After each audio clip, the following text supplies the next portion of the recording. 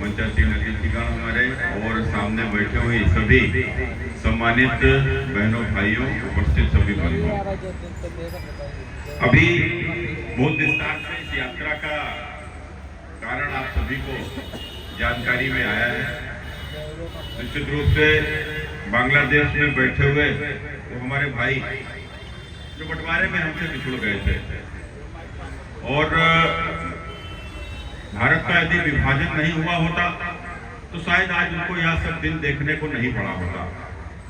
और कहते हैं ना कि जिसके पाए में नहीं बीमाई वह का जाने पीर पराई।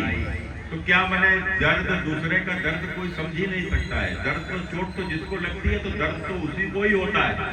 तो दर्द तो हमें कब महसूस होगा जब चोट हमें स्वयं को लगेगी, तभी हमें दर्द महसूस होगा। लेकिन आज जिस प्रकार से विजुअली चीजें जो सामने आई हैं, जिस प्रकार से वहाँ बांग्लादेश में हमारे हिंदू भाइयों का जो उत्पीड़न आज सामने आया है, टीवी के ऊपर, मोबाइल के ऊपर, सोशल मीडिया के माध्यम से, अन्य किसी माध्यम से, तो देख के वास्तव में खून खौल गया। मैंने समझ में नहीं आता ये हम लोग सिनेमा देख रहे हैं या हम लोग वास्तव में हकीकत देख रहे हैं। इस प्रकार की स्थिति वहाँ के ऊपर हुई है। अभी अभी जब मैं यहाँ के ऊपर आया हूँ तो रास्ते में मैं तस्लीमा नसरीन का एक पोस्ट पढ़ रहा था। तस्लीमा नसरीन एक बांग्लादेश की वहाँ की एक लेखिका है और उसने सच्चाई को लिखा, और तो वहाँ से उसको निर्वासित होना पड़ा। हिंदुस्तान में निर्वासित जीवन व्यतीत कर रही है। उस तस्लीमा नसरीन ने एक लिखा है कि उत्सव मंडल नाम का एक लड़का है, और ये लड़का 18 वर्ष का है। इस लड़के को थाने में मोहम्मद के अपमान के नाम पर उसको थाने में बड़े बड़े अधिकारियों को, सेना के अधिकारियों के सामने, पुलिस के अधिकारियों के सामने, और उसको जिस निर्ममता के साथ में पीटा गया, पीटकर निर्ममता से उसकी हत्या उसके माता पिता के सामने कर दी गई। उसकी माँ थी, उसका भाई खड़ा था सामने, और उसके सामने पीट कर एक 18 साल के युवक की, उत्सव मंडल नाम के युवक की हत्या कर दी जाती है। यह सब बांग्लादेश में हो रहा है। मैंने यदि वह इस्लाम को नहीं मानता, वह यदि हिंदू है, अन्य कोई जाति का है, तो उसके इस प्रकार के अत्याचार उसके ऊपर हो रहे हैं। मंडल कौन लोग होते हैं? यह मंडल, यदि हम भारत में अपनी जातीय गणना की बात करते हैं ना, तो यह मंडल भारत की जाति के हिसाब से अनुसूचित समाज के लोग होते हैं। वह अनुसूचित समाज का युवक वहाँ के ऊपर तड़पा कर अपनी बहन के सामने, अपने माँ के सामने, अपने भाई के सामने मार दिया जाता है, थाने में कुचल दिया जाता है। उसके बाद भी आपने देखा होगा हिंदुस्तान का एक भी नेता हिंदुस्तान का इस पर बोलता नहीं है। क्यों? क्योंकि वो हमारे नहीं है क्या? उनको हिंदुस्तान में वोट देने का अधिकार नहीं है, इसलिए वो हमारे नहीं है, और इसलिए हमें दर्द नहीं है। तो याद रखो, वह दिन भी दूर नहीं है जो आज बांग्लादेश में हो रहा है तो तुम्हारे हिंदुस्तान में भी होने वाला है। क्योंकि हालात तो वैसे ही धीरे धीरे पनप रहे हैं, वैसे ही हालात पनप रहे हैं। या जो कुछ भी आज बांग्लादेश के भीतर हो रहा है, इसका कारण भारत का विभाजन है। और भारत के विभाजन का कारण कोई मोहम्मद अली जिन्ना नहीं है। भारत के विभाजन का कारण कोई इस्लाम भी नहीं है। भारत के विभाजन का कारण कोई मुसलमान भी नहीं है। भारत के विभाजन का यदि कोई कारण है तो हम भारतवंशी, जो हम आपस की जाति के द्वंद्व में फंसकर आपस में एक दूसरे को नीचा दिखाने के लिए लड़ते रहे, यही भारत है कि हमारे आपस में, हमारे दिलों में बंटवारा हो गया। और जब हमारे दिलों का बंटवारा हो गया तो 1947 में भारत का बंटवारा हो गया मित्रों। और जो भारत का बंटवारा हो गया तो आज आपने देखो हिंदू जाति समाप्त हो गई। आज पाकिस्तान से हिंदू जाति समाप्त हो गई। आज बांग्लादेश में हिंदू जाति समाप्त होती जा रही है। हम एक दूसरे को जातियों में बांटते देखते रह रहे हैं। धीरे धीरे एक करके एक जाति समाप्त की जा रही है। आज जो बांग्लादेश में जो लोग हैं, ये कौन लोग हैं? ये बांग्लादेश में जो मारे जा रहे हैं लोग कौन लोग हैं? ये ब्राह्मण नहीं है, ये क्षत्रिय भी नहीं है, ये बनिया भी नहीं है। ये कौन लोग हैं? ये बेचारा अनुसूचित समाज के लोग नहीं। क्यों वहां पर रह गए? यहाँ पर कैसे फंस गए? कैसे रोके गए? इसी प्रकार से, जिस प्रकार से आज भारत की राजनीति मीम और भीम की जो बात होती है, तो मीम और भीम के सहारे वहां के ऊपर उनको झुठलाकर, झूठा सपना दिखाकर, उसको उस समय पर भारत का विरोध करके, भारत की अगली जातियों का, पिछड़ी जातियों का विरोध करके, और उन लोगों को वहां के ऊपर रहने को विवश कर दिया गया। वहां के उनके नेता उस समय के जोगेंद्र मंडल जी, वो बाबा साहब से भी बड़े नेता हुआ करते थे अनुसूचित समाज के, और उनके वो मोहम्मद अली जिन्ना के अनुयायी थे। और मोहम्मद अली जिन्ना के साथ में दलित मुस्लिम गठजोड़ की राजनीति किया करते थे। और वो दलित मुस्लिम गठजोड़ ने और पाकिस्तान के विभाजन के नाम पर पाकिस्तान में रहने का उन्होंने मंशा जताई। बाबा साहब भीमराव अम्बेडकर जी ने उनको मना किया। बाबा साहब भीमराव अम्बेडकर जी ने उनसे कहा कि देखो हमारी उनकी संस्कृति मेल नहीं खाती है, हम लोग इनके साथ नहीं रह सकते, क्योंकि हमारी इनकी संस्कृति और इनकी संस्कृति अलग है। ये बाहर से आने वाले लोग हैं, यह इस्लाम बाहर से आया है, और हम यहाँ सनातनी भारत में जन्मे हुए लोग हैं। हम भारत की संस्कृति को मानने वाले लोग हैं। हम गाय की पूजा करने वाले लोग हैं। ये गाय को काट कर खाने वाले लोग हैं। हम मूर्ति की पूजा करने वाले लोग हैं, प्रकृति की पूजा करने वाले लोग हैं। यह मूर्ति और प्रकृति का विध्वंस करने वाले लोग हैं। इनके साथ कैसे रह सकते हो? इनके साथ रहा नहीं जा सकता। मंडल जी आप पाकिस्तान नहीं जाइए। लेकिन मंडल जी ने तो उल्टा बाबा साहब से कहा नहीं आप पाकिस्तान चलिए।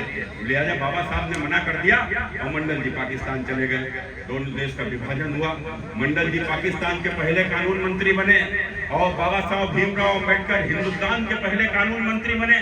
लेकिन हिंदुस्तान में बाबा साहब जब कानून मंत्री बने तो हिंदुस्तान के अनुसूचित जाति जनजाति के लोगों को यहाँ के ऊपर आरक्षण दिया गया। हिंदुस्तान के अगड़ों ने पिछड़ों ने, क्योंकि उस समय पर न पिछड़ों को आरक्षण मिला था न अगड़ों को आरक्षण मिला था। अगड़ों पिछड़ों दोनों ने मिलकर अपने अनुसूचित जाति जनजाति के भाइयों को आरक्षण देने की वकालत की। उन्होंने कहा कि हिंदुस्तान में इनको आरक्षण मिलना चाहिए। सदियों से इनके साथ में अन्याय हुआ है, अत्याचार हुआ है। मुगलों ने इनके साथ अन्याय किया, अंग्रेजों ने इनके साथ अन्याय अत्याचार किया, इसलिए आरक्षण इनको मिलना ही चाहिए। पूरे देश ने इसको स्वीकार किया। एक तरफ हिंदुस्तान में अनुसूचित वर्ग जनजाति के लोगों को, जाति के लोगों को आरक्षण दिया गया। दूसरी ओर पाकिस्तान ने अरे आरक्षण तो छोड़ो, उनका धर्म ही सुरक्षित नहीं रहा, उनकी बहु बेटियां ही सुरक्षित नहीं हुई। बलात् उनसे धर्म परिवर्तन कराए जाने लगे। 14-14, 15-15 साल की बेटियों को जबरन घरों से उठाकर उनका निकाह करा दिया गया, धर्म परिवर्तन करा दिया गया। अब आप बताओ तो हमारी बेटी ही नहीं होगी तो हमारे बच्चे कहां से होंगे? अरे हिंदू की बेटी की शादी हिंदू के साथ हुई होती तो हिंदू के बच्चे पैदा हुए होते। उसकी शादी ही दूसरे धर्म में हो गई, बताओ बच्चे कहां से तुम्हारे पैदा हो गए? और लिहाजा धीरे धीरे धीरे पाकिस्तान में तुम्हारी आबादी समाप्त हो गई। और वो अनुसूचित जाति के लोग जो वहाँ के ऊपर जबरदस्ती रोक लिए गए थे, बहला फुसला कर रोक लिए गए थे, और जो जोगेंद्र मंडल और वहाँ के ऊपर गठित होकर वहाँ के कानून मंत्री पद से इस्तीफा दे दिया। और इस्तीफा देने के बाद भी जो यह सब नहीं रुका और तेजी के साथ में वहाँ के ऊपर दलितों के ऊपर अत्याचार बढ़ गए। तो जोगेंद्र मंडल जी पाकिस्तान छोड़कर वह हिंदुस्तान आ गए और आखिरी में गुमनामी का जीवन यहाँ के ऊपर मरे और गुमनामी का जीवन यहाँ के ऊपर उन्होंने बिताया। यह जोगेंद्र मंडल जी के साथ में हुआ। एक तरफ जोगेंद्र मंडल थे, आज उनको कोई जानता ही नहीं, वो बाबा साहब से बड़े नेता हुआ करते थे। लेकिन आज दूसरी ओर हिंदुस्तान में बाबा साहब को अनुसूचित जाति जनजाति नहीं बल्कि हिंदुस्तान की हर जाति ने उनको अपना नेता माना। और आज गाँव आज उनका मूर्ति खड़ी हुई है, आज गांव उनकी मान्यता है। यह अंतर भारत और पाकिस्तान में है। इसलिए आप सबसे कहना चाहता हूँ, किसी को लगता होगा कि आज जब हम लोग आए हैं हम कोई राजनीति करने नहीं आए हैं, हम वोट मांगने भी नहीं आए हैं, कोई यहाँ के ऊपर चुनाव भी नहीं है और न ही हम यहाँ के ऊपर कोई शक्ति प्रदर्शन करने के लिए आए हैं।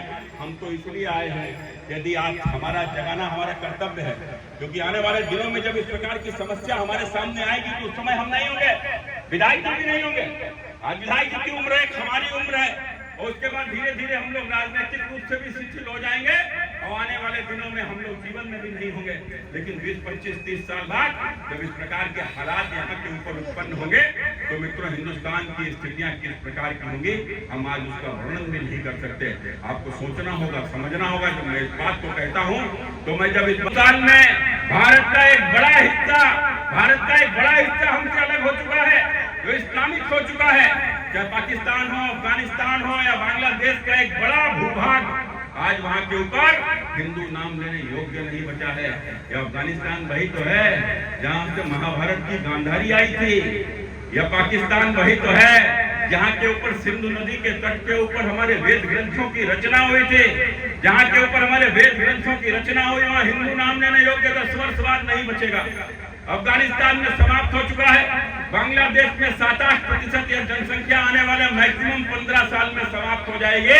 और हिंदुस्तान के भीतर भी हालात आप देख लो, कश्मीर वह राज्य जो भारत का मुकुट है, आज वहां के ऊपर हिंदू नाम लेने योग्य बचा ही नहीं, क्योंकि एक ही रात में 4 लाख से भी अधिक हिंदू वहां से निर्वासित 1990 में ही कर दिया गया।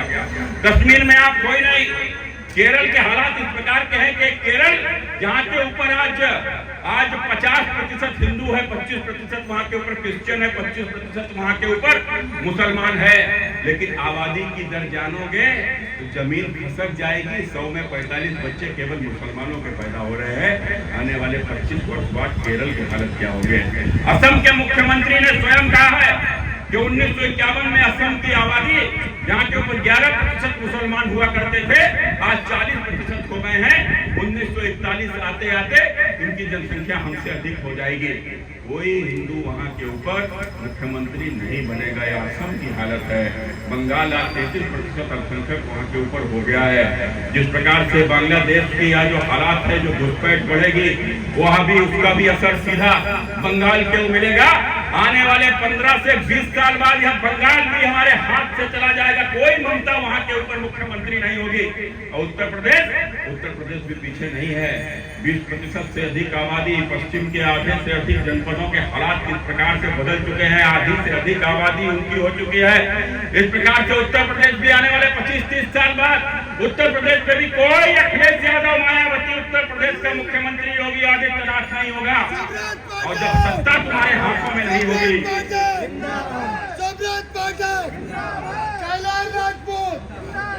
जब सत्ता तुम्हारे हाथों में नहीं होगी तो क्या होगा?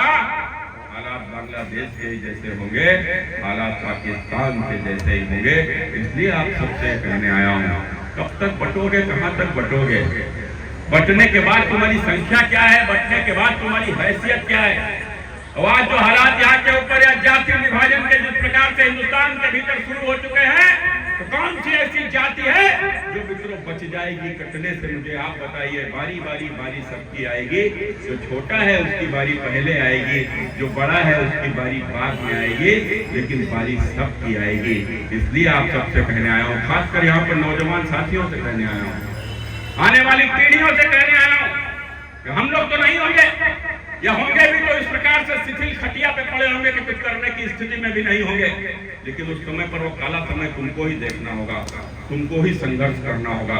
इसलिए आप सबसे अपील करने आया हूँ, तुम्हारे घर में 1-2 से ज्यादा नहीं है, सामने वाले एक ही घर में 12-14 है। कैसे लड़ोगे, कैसे संघर्ष करोगे? इसलिए अपने घर के 1-1, 2-2 पूरे मोहल्ले के लोगों को इकट्ठा करो, एकजुट रहो, एक साथ रहो, छोटे छोटे मतभेदों से बाहर निकलो। और मित्रों, जब एकजुट रहोगे तो ही इस संकट का सामना कर सकोगे। मैं कभी नहीं कहता किसी से लड़ने जाना है, लेकिन याद रखो, यदि आपकी ताकत होगी तो कोई साला आपसे लड़ने नहीं आएगा। लड़ने हमेशा आदमी कमजोर से जाता है, ताकतवर से कोई नहीं लड़ता, ताकतवर से कोई नहीं लड़ता। इसलिए आप सबसे यही अपील करते हो, सिर्फ एक ही संदेश एकजुटता का है, सिर्फ एक ही संदेश एकजुटता है कि आने वाली पीढ़ियों को जाति से ऊपर उठकर, जाति के झूठे दंभ से ऊपर उठकर, इस जाति के झूठे दंभ से सभासद बन जाओगे, जाति के झूठे दंभ से प्रधान बन जाओगे, जाति के झूठे दंभ से विधायक सांसद भी बन सकते हो, लेकिन अपनी पीढ़ियों की रक्षा नहीं कर सकते। मैं बड़ी जिम्मेदारी के साथ यह बात कहने आया हूँ। इसलिए अपनी आने वाली पीढ़ी